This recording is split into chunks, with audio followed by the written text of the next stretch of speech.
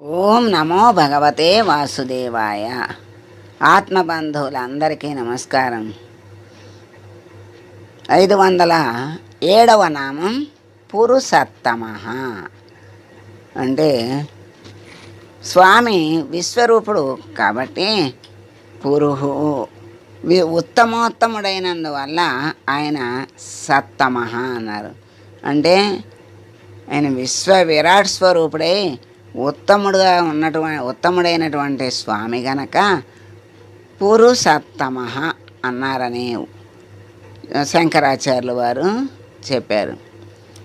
మరి తన గుణాల్ని అమృత మాధుర్యాన్ని గ్రోలే హనుమంతుడు మొన్న వాళ్ళల్లో నిత్యంగా నివసించే స్వామి పురుషోత్తముడు అని పరాశర భట్టర్ అన్నారు. అంటే ఆయన యొక్క గుణాల యొక్క మాధుర్యాన్ని ఎవరు గ్రోలుతారు? భక్తులు గ్రోలుతారు. ఆ రాముని యొక్క నామ మాధుర్యాన్ని హనుమంతుడు స్వీకరించినట్లుగా ఇంకా ఆయన్ని మించిన వాళ్ళు ఎవరు లేరు. అలా మరి ఒక్కొక్క స్వామికి ఒక్కొక్క భక్తుడు అతిగా అంటే సర్వం భగవంతుడే అన్నట్లుగా ఆరాధించి ఆ నామంలో మాధుర్యాన్ని, రూపంలో ఆ సౌందర్యాన్ని చక్కగా గ్రహించి తన్మయత్వంలో జీవితాన్ని గడిపిన గొప్ప గొప్ప మహాభక్తులు ఎంతోమంది ఉన్నారు. అందుకని ఆయన్ని పురుషోత్తమ అన్నారు. అట్లా వాళ్ళ హృదయాల్లో నిత్యంగా అటువంటి భక్తుల హృదయాల్లో అంటే ఎప్పుడూ అందరి హృదయాల్లోనూ ఉంటాడు స్వామి, కానీ గుర్తింపబడడు. కానీ ఇటువంటి భక్తులు వాళ్ళ హృదయాల్లో ఉన్నటువంటి స్వామిని గుర్తించి అనుక్షణం ఆయన్ని ఆశ్రయించి మరి స్మరించి ధ్యానించి ఆయన అనుగ్రహాన్ని పొందుతారు. కనుక వాళ్ళ హృదయాల్లో ఉన్నాడు నివసించే స్వామి అని చెప్తున్నారు. అయితే అందుకే ఇప్పుడు ఒక్కొక్క మాటకి విపరీత అర్థాలు. మా హృదయాల్లో లేడు, అందరి హృదయాల్లో లేడు, వాళ్ళ హృదయంలోనే ఉన్నాడు. ఇప్పుడు ఒక వస్తువు ఇంట్లో ఉంటే ఉన్నదాన్ని ఉన్న చోట చూసి వెతుక్కొని ఉపయోగించుకుంటే దానికి సార్థకత, వీళ్ళకి సానుకూలత. మరి ఉన్నదాన్ని అది ఎతక్కుండా అక్కడ పడేసి బయట వాళ్ళ దగ్గరికి వెళ్ళి తీసుకొచ్చి ఆ పని చేసి మళ్ళీ దాన్ని కూడా వాళ్ళకి అప్పచెప్పకుండా అక్కడిక్కడ పడేసి దాన్ని వ్యర్థం, ఇది వ్యర్థం.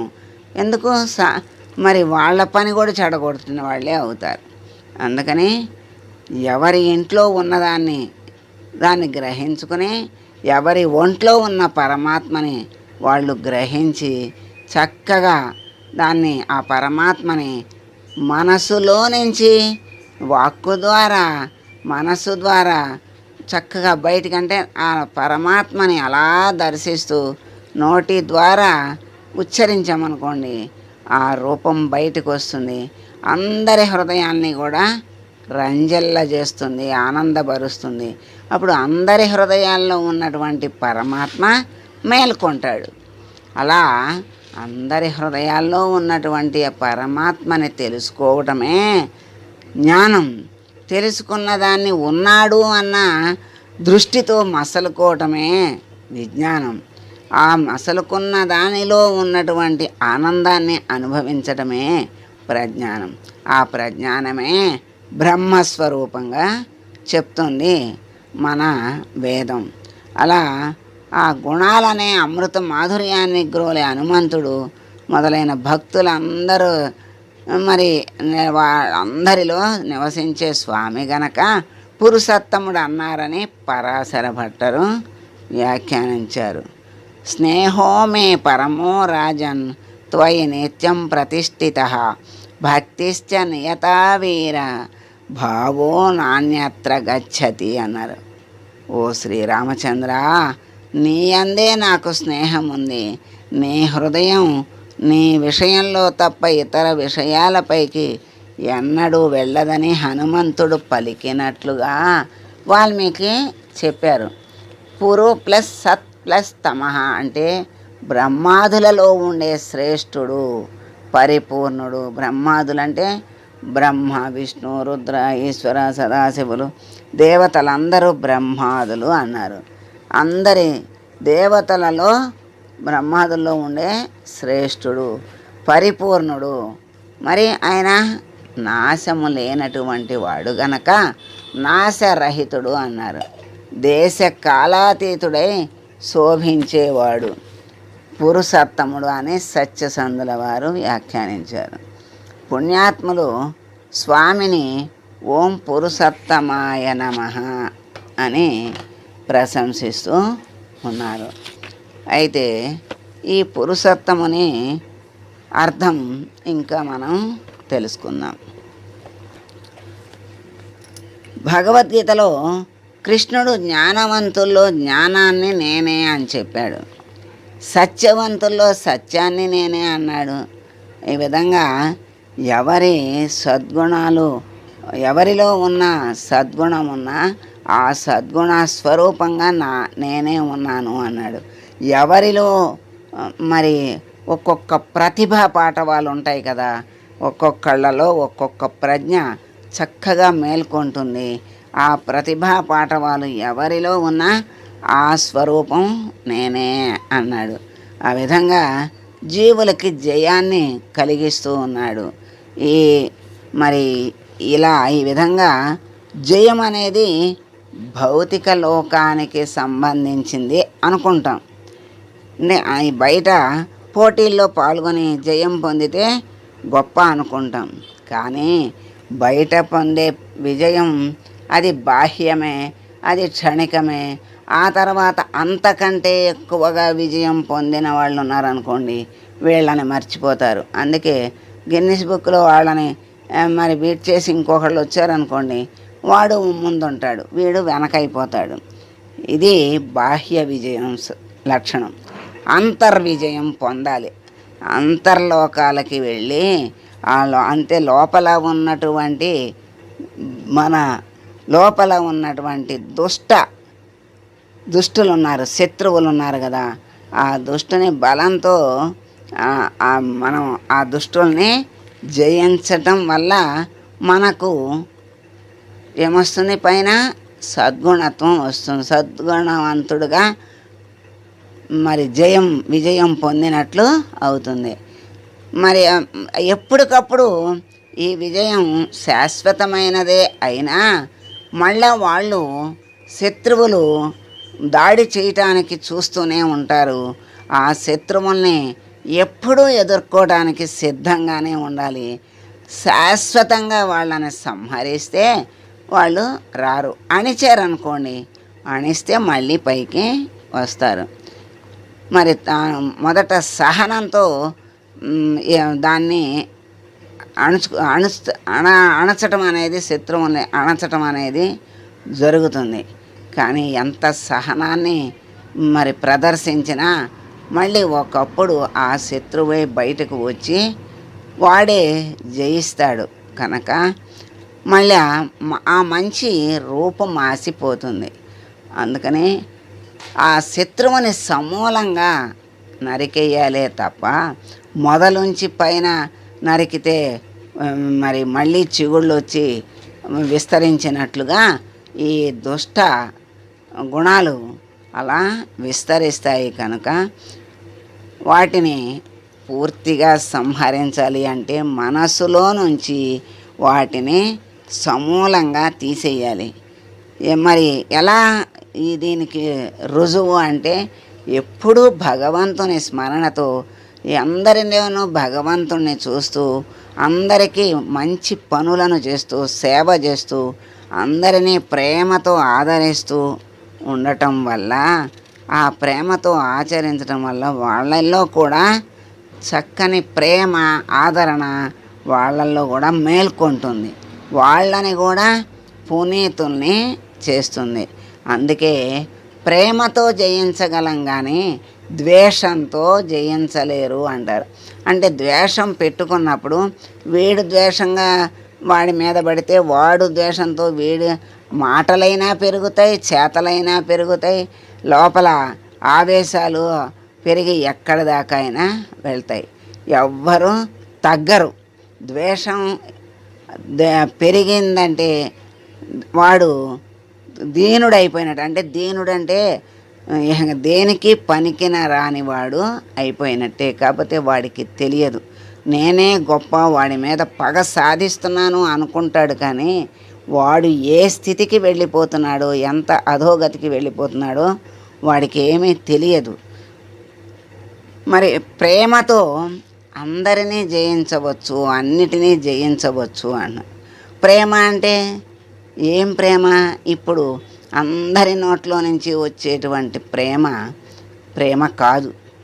ఇప్పుడు ప్రతి వాళ్ళ నుండి వచ్చేటువంటి ప్రేమ మరి లౌకికమైనది, క్షణికమైనది, మరి అందరినీ నాశనం చేసేదే. కానీ జ్ఞానముతో కూడిన ప్రేమ కాదు. ప్రేమ అంటే విశ్వప్రేమ అంటారు. అసలైన ప్రేమ ఏమిటి?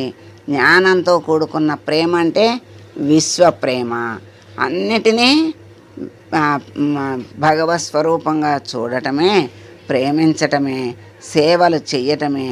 ఎవరికి ఏ సేవ చేసినా భగవత్ సేవ, ఎవరికి ఏ మాట సాయం చేసినా భగవంతుడిగా భావించటం. అలా అనుక్షణం అప్పుడు ప్రతి క్షణం భగవంతుడు మనసులో ఉన్నట్లే కదా. ఆ భగవంతుడు మనసులో ఉన్నప్పుడు రాక్షసులు రారు. ఆ భగవంతుడు పక్కకి వెళ్తే రాక్షసులు ఆక్రమిస్తారు. అందుకని ఎప్పుడూ భగవద్ ధ్యానంలోనే ఉండాలి. ధ్యానం అంటే కళ్ళు మూసుకొని కూర్చొని చేసేదే ధ్యానం కాదు. అది మామూలుగా అందరికీ సాధ్యం కాదు. అది ధ్యానము, ధ్యాస అంటే భగవంతుని మీద మనసు ఉండాలి. అన్నింటిలోనూ భగవంతుడిని చూసి, అందరిలోనూ భగవంతుడిని చూస్తే ఇదొక్కటి చేస్తే చాలు, వాడికి ముక్తి కరతలా మలకం. ఇంకేయో కష్టమైన యజ్ఞాలు చేయక్కర్లా, యాగాలు చేయక్కర్లా, ఏమీ చెయ్యక్కర్లా. ఈ స్థితి రావాలి అంటే ఎంతో విచారణ చెయ్యాలి, సాధన చెయ్యాలి, మరి ఇంద్రియాలను మరి నియమించాలి. అలా చేస్తే కానీ భగవద్భావన రాదు. అలా భగవద్భావన ఎప్పుడైతే వచ్చిందో భగవంతునిలో కలిసిపోయినట్లే. భగవంతుడు అటువంటి పుణ్యమూర్తుల ద్వారా మళ్ళీ మళ్ళీ జయిస్తున్నాడు. అంటే అటువంటి వాళ్ళు దేని జయించినట్టు? శత్రువులను జయించినట్లే కదా అనుక్షణం. అలా భగవంతుడు అటువంటి భక్తుల ద్వారా జయాన్ని పొందుతున్నాడు అని చెప్తున్నారు. అట్లా సద్గుణ సంపన్నులైన వాళ్ళకి మార్గదర్శనం చేస్తూ ఉంటాడు. వాళ్ళనే అవతార పురుషులని, తర్వాత వాళ్ళని అవతార పురుషులుగా కీర్తిస్తూ ఉంటారు. అవతారమూర్తులు భూమికి దిగి వచ్చి ఇతరులలో ఉన్నటువంటి సద్గుణాలను ఆచరించడం అనేటువంటి సామ్యత యందు జీవులను నిలుపుతున్నాడు. ఇట్లా చరించటంలో కౌశలం కావాలి. ఈ విధంగా నడవాలి అంటే మరి ఉదాహరణకి ఏంటి అంటే, ఒక ఆగర్భ శ్రీమంతుడు ఉన్నాడు. దాన ధర్మాలు చెయ్యాలని మంచి గుణం ఉంది. కానీ అతనికి మరి అడిగిన వాళ్ళకి లేదనకుండా ఇస్తున్నాడు అనుకోండి. ఆ మంచితనాన్ని మరి వాడుకొని దుష్టులైన వాళ్ళందరూ వచ్చి అడిగి తీసుకెళ్ళి మళ్ళీ దుష్టత్వానికే వాళ్ళు వాడతారు. మరి మళ్ళీ వాళ్ళు దుష్టత్వంలోనే ఉండిపోతారు, పెరుగుతారు, ఇంకా చెడు పనులు చేస్తూ ఉంటారు. ఆ స్వార్థానికే ఉపయోగించుకుంటారు. మరి సంపదల్ని కాజేసి చివరికి వాళ్ళకి తిండి గుడ్డ కూడా లేకుండా చేసేటువంటి వాళ్ళు చుట్టుముట్టి అలా చేస్తారు. వాళ్ళ మంచితనాన్ని ఆ విధంగా అబద్ధాలు చెప్తారు, ఏనైనా చెప్తారు, మొత్తం పెద్ద మొత్తాలు తీసుకొని వాళ్ళని చివరికి ఏమీ లేని స్థితిలో ఉంచుతారు. అంటే ఇక్కడ ధనం ఉంది, బాగానే ఉంది, మంచి గుణం ఉంది, బాగానే ఉంది. కానీ ఇక్కడ ఏమి లేదు అంటే సామర్థ్యం లేదు. ఎవరికి ఇవ్వాలి, ఎప్పుడు ఇవ్వాలి, ఎలా దాన్ని సద్వినియోగం చెయ్యాలి అనేటువంటి తెలివితేటలు సామర్థ్యం లేకపోవటం వల్ల ఆ శ్రీమంతుడికి అంత చిక్కులు వచ్చినాయి. మరి తినటానికి కూడా లేనిటువంటి స్థితిని కల్పిస్తూ ఉంటారు. అలా ఆ విధంగా మరి ఆయన యొక్క దాతృత్వం మరి ఆయన లేనివాడుగా అయిపోయాడు. కానీ అక్కడ వాళ్ళెవరూ బాగుపడలేదు. అందుకని మనలో పరమాత్మ ఉన్నాడు. పరమాత్మని తెలుసుకోవాలి అనేటువంటి గుణం కలిగి మరి దాన్ని మనం అభివృద్ధి చేసుకుని ఏ విధంగా తెలుసుకోవాలి అనేది తెలుసుకుని మసలుకుంటే చక్కగా ముక్తి వస్తుంది. అందుకని సామర్థ్యం మాత్రమే కాకుండా నేర్పరితనం కూడా ఉండాలి. ఇటువంటి నేర్పరితనం ఏమిటి ఎవరిస్తున్నారంటే పరమాత్మే ఇస్తున్నాడు. కనుక సజ్జనులకు సజ్జనత్వాన్ని నేర్పరితనాన్ని ఇచ్చేదే ఆ పరమాత్మే. గనక ఆ పరమాత్మనే పురుషోత్తమః అన్నారని చక్కగా మనకి ఈ నామం ద్వారా తెలియజేశారు. పురుషోత్తముడు అయినటువంటి పరమాత్మను మనం ప్రార్థించుకుంటూ, స్వామి మాలో ఉన్నటువంటి దుష్టత్వాన్ని సమూలంగా సంహరించి సజ్జనత్వాన్ని పైకి తీసుకొచ్చి దాన్ని సమర్థవంతంగా చక్కగా మరి వాడుకుని నీ దరికి చేరేటువంటి జ్ఞాన సంపదను మాకు జ్ఞాన మార్గాన్ని ప్రసాదించి మమ్మల్ని ఉద్ధరించు స్వామి అని వేడుకుంటూ మంగళం పాడదాం. మంగళం కౌసలేంద్రాయ మహనీయ గుణాత్మనే సర్వలోక శరణ్యాయ సాధురూపాయ మంగళం. ఓం